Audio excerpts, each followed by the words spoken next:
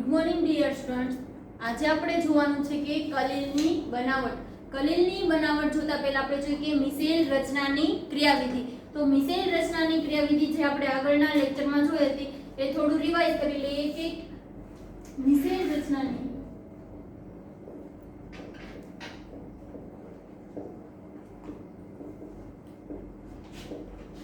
એની અંદર આપણે સૌપ્રથમ શું જોયું હતું કે મિસેલ રચનાની ક્રિયાવિધિમાં આપણે સાબુનું દ્રાવણ જોઈએ. તો સાબુનું દ્રાવણ છે શું છે? તો સાબુનું દ્રાવણ છે ઉચ્ચ ફેટી એસિડ ધરાવતા સોડિયમ કે પોટેશિયમ ક્ષાર છે. બરાબર. તો આ રીતે પણ આપણે એને લખી શકીએ.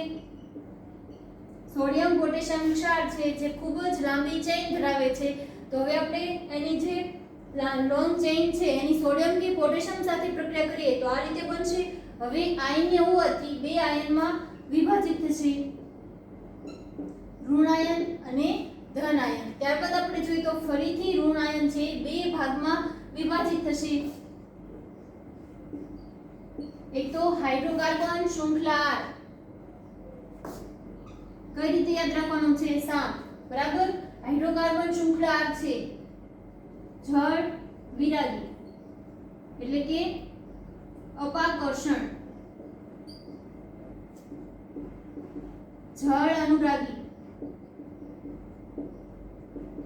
આકર્ષણ. આકર્ષણ છે ઈ ધરાવે છે. ત્યારબાદ આપણે જોઈએ કે સોડિયમ સ્ટીઅરેટ ની વાત કરીએ તો સોડિયમ સ્ટીઅરેટ નું અણુસૂત્ર શું થશે?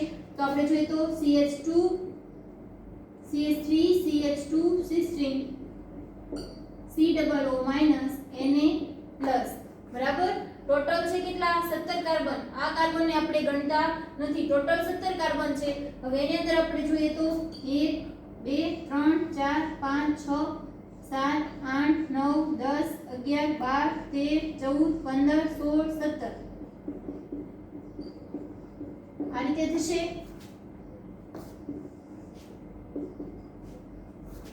આનું આપણે શું કહેશું? શીર્ષનો ભાગ, આ તેલ પૂંછ, વિરાગી પૂંછ અથવા અધ્રુવીય પૂંછ અથવા ધ્રુવીય શીર્ષ. બરાબર. આ રીતે થશે. હવે એની અંદર આપણે વાત કરીએ કે વિરાગી ભાગ, અનુરાગી ભાગ.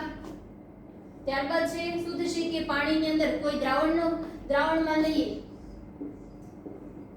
તો જે અનુરાગી ભાગ છે એ પાણીની અંદર રહેશે અને વિરાગી ભાગ છે એ પાણીની બહાર રહેશે. ત્યારબાદ છે આપણે જોઈએ તો ગોળાકાર સ્વરૂપે ધારો કે આ ઓઇલ લઈએ તો શું થશે કે વધુ પ્રમાણમાં હશે ત્યારે શું થશે? મિસેલની રચના કરશે.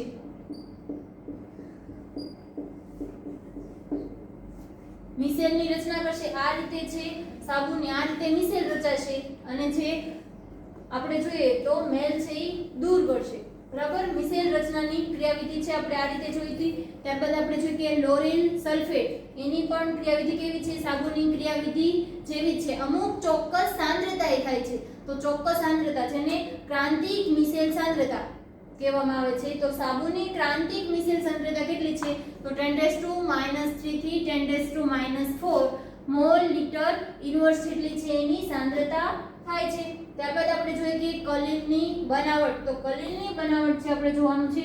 તો એની બે રીતે છે કલીલ બનાવી શકાય છે. એક તો સંઘનન અને બીજું છે પરિક્ષેપણ અને વિક્ષેપણ.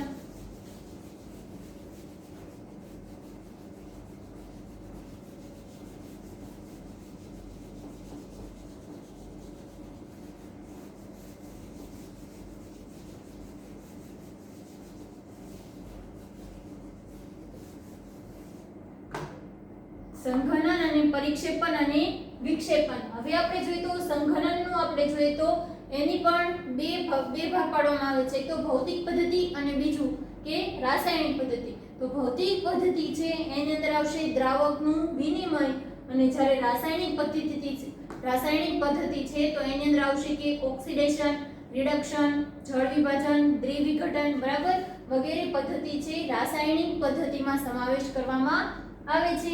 પરિક્ષેપણ અને વિક્ષેપણ. તો પરિક્ષેપણ અને વિક્ષેપણમાં બે પદ્ધતિનો સમાવેશ કરવામાં આવે છે. બ્રેડિંગ ચાપ પદ્ધતિ અને પેપ્ટીકરણ. બ્રેડિંગ ચાપ પદ્ધતિ છે અને પેપ્ટીકરણ છે ખૂબ જ IMP છે. બરાબર. ઘણીવાર પૂછાય છે થિયરીમાં પણ.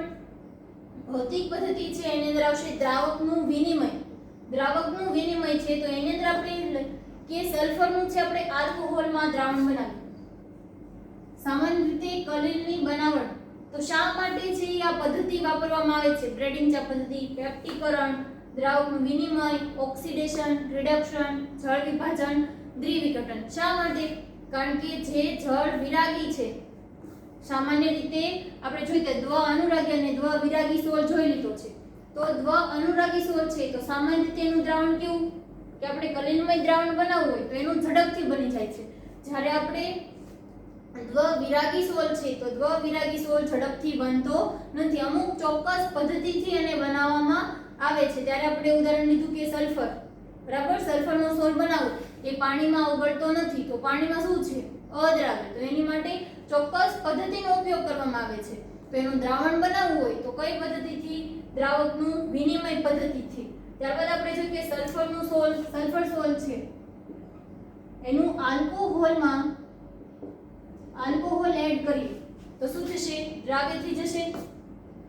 મોસ્ટ ઓફ કાર્બનિક દ્રાવકમાં છે એ દ્રાવ્ય હોય છે. દ્રાવ્ય ત્યારબાદ છે એની અંદર શું કીધું? સલ્ફરનું આલ્કોહોલમાં બનાવેલ દ્રાવણમાં વધુ પડતું પાણી ઉમેરે. હવે દ્રાવ્ય થઈ ગયું એમાં પાછું આપણે છે પાણી ઉમેરીએ તો શું થશે? અદ્રાવ્ય. ખૂબ જ વધુ પ્રમાણમાં પાણી ઉમેરવાથી અદ્રાવ્ય થશે. ત્યારે સલ્ફરના કલીલ છે બનાવવામાં આવે છે. કેટલી સાઈઝના હશે? 1 નેનોમીટર થી 1000 નેનોમીટર કદના હશે, બરાબર. એ સમયગાળા એ કદની વચ્ચે છે. ત્યારબાદ આપણે જોઈએ કે રાસાયણિક પદ્ધતિ તો એની અંદર આવશે દ્વિવિઘટન, એટલે કે આપણે અલગ અલગ છે બે આપણે સોલ લઈને બનાવવામાં આવશે. ઓક્સિડેશન, રિડક્શન અને જળ વિભાજન. જળ વિભાજન મતલબ પાણી ઉમેરવાનું, બરાબર. વિભાજન એટલે દૂર નહીં, એની અંદર એડ કરવાનું છે. ત્યારબાદ આપણે જોઈએ કે પરિક્ષેપણ અને વિક્ષેપણ પદ્ધતિ. તો આપણે જોઈએ તો પરિક્ષેપણ અને વિક્ષેપણ પદ્ધતિ છે તો માધ્યમની હાજરીમાં મોટા કદને તોડવામાં આવે અથવા ગળવામાં આવે અથવા દળવામાં છે આવે છે તો એની અંદર આવશે બ્રેડિંગ ચા પદ્ધતિ. તો બ્રેડિંગ ચા પદ્ધતિની અંદર બે અલગ અલગ આપણે વિદ્યુત ધ્રુવ લઈશું. એની અંદર આપણે છે ચાપ ગોઠવશું અને બંને વિદ્યુત ધ્રુવોને ચાપ સાથે અથડાવવામાં આવશે, બરાબર. એ રીતે આપણે જોવાનું છે. તો બ્રેડિંગ ચાપ પદ્ધતિ છે એ ખૂબ જ આઈએમપી છે. મેં શું બાજુમાં લખ્યું છે? બંનેમાં. એટલે કે કઈ પદ્ધતિથી? એક તો પરિક્ષેપણ અને વિક્ષેપણ માધ્યમથી પણ થાય છે અને બીજું કે સંઘનન. તો કઈ પદ્ધતિ છે નીચેનામાંથી કઈ પદ્ધતિ સંઘનન અને પરિક્ષેપણ માધ્યમથી બનાવવામાં આવે છે? એનો કલીલમય સોલ, બરાબર. એની બનાવટ તો શેમાં? કલીલની બનાવટ નીચેનામાંથી સંઘનન અને પરિક્ષેપણ માધ્યમ બંનેથી મેળવી શકાય છે તો બ્રેડિંગ ચાપ પદ્ધતિ. એટલા માટે બંનેમાં લખ્યું છે. ત્યારબાદ આપણે જોયું કે પેપ્ટીકરણ. પેપ્ટીકરણ જોવાનું છે તો પેપ્ટીકરણની અંદર છે આપણે આગળના લેક્ચરમાં જોશું. ત્યારબાદ આપણે જોઈએ કે કલીલની બનાવટ. તો આપણે હવે મેઈન પોઈન્ટ ઉપર આ છે તમારી બુકમાં નથી પણ ઘણીવાર છે આ રીતે પૂછાય છે. ભૌતિક પદ્ધતિ, રાસાયણિક પદ્ધતિ. ભૌતિક પદ્ધતિમાં છે કોનો સમાવેશ થાય છે? તો દ્રાવક વિનિમયનો છે સમાવેશ થાય છે. હવે આપણે જોઈએ તો કલીલની બનાવટ. તો ટોટલ આપણે રાસાયણિક પદ્ધતિ, વિદ્યુતીય વિઘટન અને પેપ્ટીકરણ. તો હવે આપણે રાસાયણિક પદ્ધતિ જોઈએ તો એ રાસાયણિક પ્રક્રિયાથી છે મેળવી શકાય છે. અને કોના દ્વારા, કયા સોલથી મેળવી શકાય છે? અણુનું નિર્માણ છે દ્વિવિઘટન, ઓક્સિડેશન, રિડક્શન અને જળ વિભાજનથી છે મેળવી શકાય છે. હવે આપણે જોઈએ તો એનું વિઘટન કે બંને છે અલગ અલગ સોલ લઈ, બરાબર. સોલની સોરી H2S છે વાયુ સ્વરૂપે હોય. દ્વિવિઘટન તો એની અંદર S2S3 સલ્ફર છે, બરાબર. એનો કેવો ચાર્જ હોય? માઈનસ, જ્યારે હાઇડ્રોજનનો પ્લસ ચાર્જ, બરાબર. ત્યારબાદ આપણે વાત કરીએ કે ઓક્સિડેશન. તો સલ્ફર ડાયોક્સાઇડની છે H2S સાથે પ્રક્રિયા કરવામાં આવી તો આપણે H2S નો જોઈએ તો આનું શું થશે? +2 તો અહીંયા શું થશે? -2 0. ઓક્સિડેશન આંકમાં છે વધારો થાય છે એટલે શું થશે? ઓક્સિડેશન, બરાબર. ત્યારબાદ આપણે જોઈએ અને તમે રેડોક્સ પ્રક્રિયા છે, રેડોક્સ યુનિટ આપણે ચાલી ગયું છે એટલે તમને પ્રક્રિયા સંતુલિત કરતા પણ આવડ. ત્યારબાદ આપણે જોઈએ ગોલ્ડ સોલ AuCl3, બરાબર. તો યાદ રાખવાનું છે અહીંયા પણ ગોલ્ડ આવ્યું, ત્યારબાદ આપણે જોઈએ તો ગોલ્ડ એની સાથે આપણે પ્રક્રિયા કરશું તો આપણને શું મળશે રિડક્શન અહીંયા 0 અહીંયા શું થશે -3 એટલે કે +3 થી 0 એટલે શું થશે રિડક્શન અહીંયા ઓક્સિડેશન ત્યારબાદ આપણે વાત કરીએ તો અહીંયા H2S છે તો અહીંયા શું થશે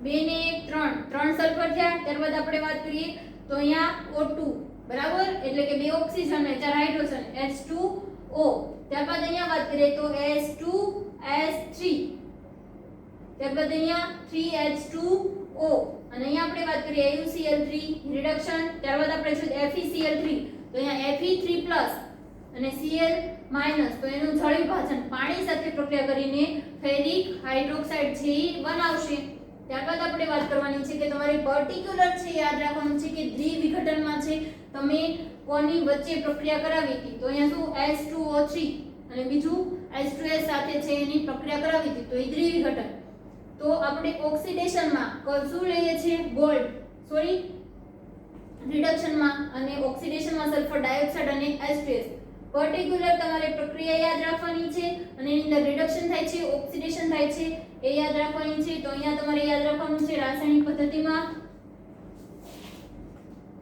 રિડક્શનમાં ગોલ્ડ આગળ આપણે એક જગ્યાએ ગોલ્ડ આવી ગયું છે શેમાં ગોલ્ડ આવ્યું છે યાદ કરો તમે એક તો આપણે જોયું કે રિડક્શનમાં છે ગોલ્ડ આવી ગયું છે ત્યારબાદ આપણે જોઈએ તો એના પ્રકાર પર આધારિત બહુઆણ્વીય કલિલ તો બહુઆણ્વીય કલિલમાં સલ્ફર સોલ અને ગોલ્ડ બરાબર તો એની અંદર આપણે યાદ રાખવાનું છે તો રાસાયણિક પદ્ધતિમાં રિડક્શનમાં ગોલ્ડ ત્યારબાદ બહુઆણ્વીયમાં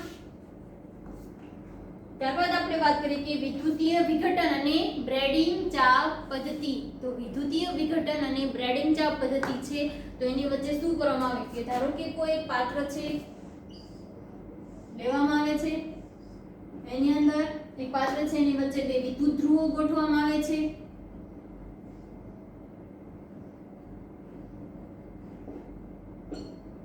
બે વિદ્યુત ધ્રુવો છે ગોઠવવામાં આવે છે અને આ છે બરફનું પાત્ર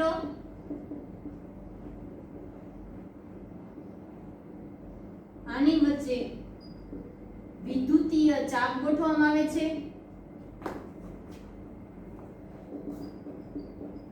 અથવા અહીંયા પાણી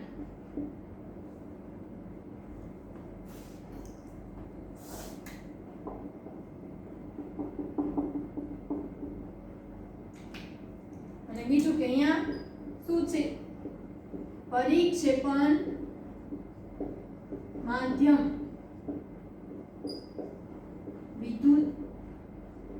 વિદ્યુતીય ધ્રુવો બરાબર બ્રેડિંગ ચાપ પદ્ધતિમાં આ રીતે છે ત્યારબાદ આપણે જોઈએ તો શું થશે કે બે વિદ્યુત ધ્રુવોને છે અથડાવવામાં આવશે બે વિદ્યુત ધ્રુવોને અથડાવવામાં આવશે તો આ અણુઓ છે એ અણુ શું થશે છૂટા પડશે બરાબર અણુઓ છૂટા પડશે અને શું થશે આખા પાત્રમાં છે ઈ ફેલાઈ જશે એટલે કે પરિક્ષેપણ માધ્યમમાં છે ઈ ફેલાઈ જશે પરિક્ષેપણ માધ્યમમાં છે ઈ ફેલાઈ જશે અને આપણે વિદ્યુત ધ્રુવોની હીટને કારણે ઈ નાના નાના કણોમાં રૂપાંતરિત થશે કેવા કલિલમય કદના ગાળામાં બરાબર અણુઓ રૂપાંતરિત થશે અને શું બનાવશે બ્રેડિંગ ચાપ પદ્ધતિ છે આપણે એની પદ્ધતિ કલિલની બનાવટ છે આપણે મેળવી શકીએ ત્યારબાદ છે આપણે એની અંદર જોયું હતું કે ઉત્પન્ન થયેલી સખત ગરમીથી ધાતુનું બાષ્પયાન થશે અને છે આપણે જે પછીથી કલિલ કદના કણોમાં સંઘનન અહીંયા સંઘનનનો મતલબ રૂપાંતરિત થઈને રૂપાંતર છે કાઢવાનું છે થઈને કલિલની રચના કરે છે ઉત્પન્ન થયેલી સખત ગરમીના લીધે ધાતુનું બાષ્પયાન થશે એટલે શું થશે કે જ્યારે બે વિદ્યુત ધ્રુવોને તમે અથડાવશો તો એની અંદર શું થશે ગરમી ઉત્પન્ન થશે બરાબર ગરમીના હીટના લીધે જે અણુઓ છે શું થશે તૂટશે અને નાના નાના અણુઓમાં રૂપાંતરિત થશે અને શું બનાવશે કલિલ છે બનાવશે કઈ પદ્ધતિથી છે મેળવી શકાય તો સંઘનન અને પરિક્ષેપણ અથવા વિક્ષેપણ બંને પદ્ધતિથી છે બ્રેડિંગ ચા પદ્ધતિ છે બરાબર મેળવી શકાય છે. એની અંદર આપણે જોયું હતું કે ધાતુના કલિલમય સોલ જેવા કે ગોલ્ડ, સિલ્વર અને પ્લેટિનમ વગેરે આ પદ્ધતિથી છે બનાવી શકાય. ત્યારબાદ આપણે જોવાનું છે કે પેપ્ટીકરણ. પણ પેપ્ટીકરણ છે આપણે આગળના લેક્ચરમાં જોશું. તમારે ખાસ છે યાદ રાખવાનું છે 3-4 રિએક્શન. ત્યારબાદ છે બ્રેડિંગ ચા પદ્ધતિ છે કયા તાપમાન અને વોલ્ટેજ થાય છે તો હાઈ ટેમ્પરેચર અને હાઈ વોલ્ટેજ છે એ કરવામાં આવે છે. પરિક્ષેપણ અને સંઘનન વિદ્યુતીય ચાપ સાથે અથડાવવામાં આવે છે. ધાતુનું બાષ્પીભવન થાય છે. Thank you.